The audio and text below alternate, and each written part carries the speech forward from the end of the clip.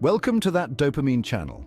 Today, we delve into one of Victorian England's most perplexing mysteries, the death of Charles Bravo. In an era where forensics were in their infancy, Bravo's sudden poisoning shocked the nation. The clues were few, the suspects many, and to this day no one truly knows what happened. The story begins on a quiet April evening in 1876, inside the wealthy household of Charles and Florence Bravo. Charles Bravo, a successful barrister with a promising career, sat down to dinner like any other night. But by the time the evening ended, Bravo was on the floor, writhing in pain, a pain so severe it led to his death 3 days later.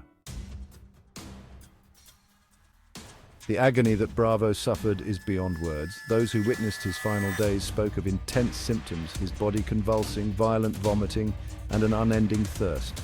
Doctors scrambled to find answers but came up empty. They'd never seen anything quite like it. Bravo's suffering was prolonged, brutal, and ultimately fatal. During his final hours, he allegedly whispered, "I did it for myself." A cryptic statement that would haunt the investigation. But what did it mean? Did he take poison himself, or was he covering for someone else? Charles Bravo had recently married Florence Ricardo, a beautiful, wealthy widow with a troubled past. Florence wasn't a typical Victorian wife. She had an affair with Dr. James Gully, a respected physician decades older than her, causing a scandal among England's elite. Although Florence ended her relationship with Dr. Gully, Bravo remained suspicious, even resentful. Friends described their marriage as a power struggle, with Bravo controlling Florence's finances and lifestyle. He was known to make demands that isolated Florence, pushing her to abandon old friends, including Gully. Behind the grandeur of their lifestyle lay a toxic relationship. Florence reportedly felt trapped and even hinted to friends about her misery.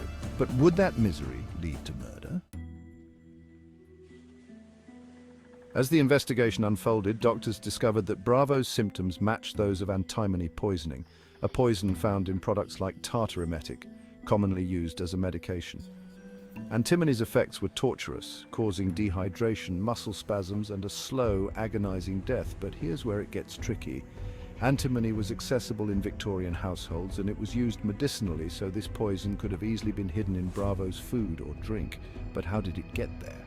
Was it accidental, self-inflicted, or intentional? This is where the theories begin.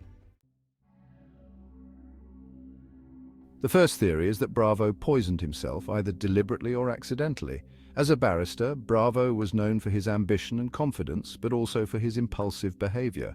Some suggest he could have taken the antimony in an attempt to self-medicate, as tartar emetic was a common treatment at the time. Could he have miscalculated the dose? However, this theory doesn't align with Bravo's personality or lifestyle. He had no known medical condition that would justify self-medicating with antimony, nor did he leave any explanation, and his painful 3-day ordeal casts doubt. Would someone endure such agony without calling for help or confessing?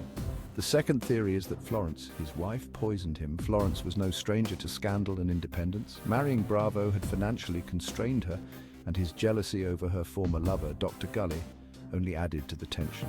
Some speculate that Florence saw poison as her only escape from an unhappy marriage. Florence's behavior during the investigation raised eyebrows. She appeared calm, almost detached. Some argued that her cool demeanor was a sign of guilt. Yet others claimed that Florence's quietness was merely a product of her upbringing. Victorian women were often expected to keep their composure, even in distress.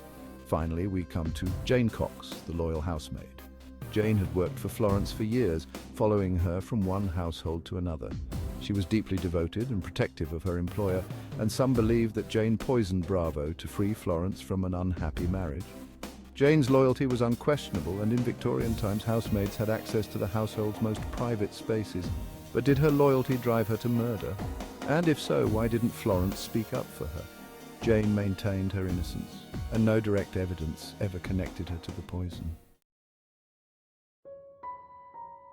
After Bravo's death, an inquest was held. It was a highly publicized event, drawing crowds and media coverage across the nation. Witnesses were questioned, but the inquest ended without a clear answer.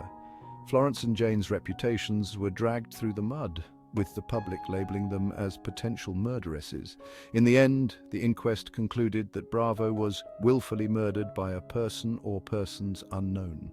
This phrase only deepened the mystery, leaving the public speculating about the real killer. Today, Charles Bravo's death remains one of Victorian and England's greatest mysteries. It's a case with no clear motive, no definitive suspect, and no solid evidence. Theories about his death have persisted for over a century, inspiring books, plays, and documentaries. But each theory raises as many questions as it answers. Was it a tragic accident, a crime of passion, or a protective act by a loyal servant? The truth may never be known, and that's what makes the Bravo case so haunting. It's a story frozen in time, a riddle that refuses to be solved. Now we want to hear from you. What do you think happened to Charles Bravo? Share your thoughts in the comments, and don't forget to hit that subscribe button for more fascinating tales of mystery, history, and unsolved crimes. Thank you for watching, and remember to join us next time on That Dopamine Channel for more stories that make you wonder, question, and keep coming back for more.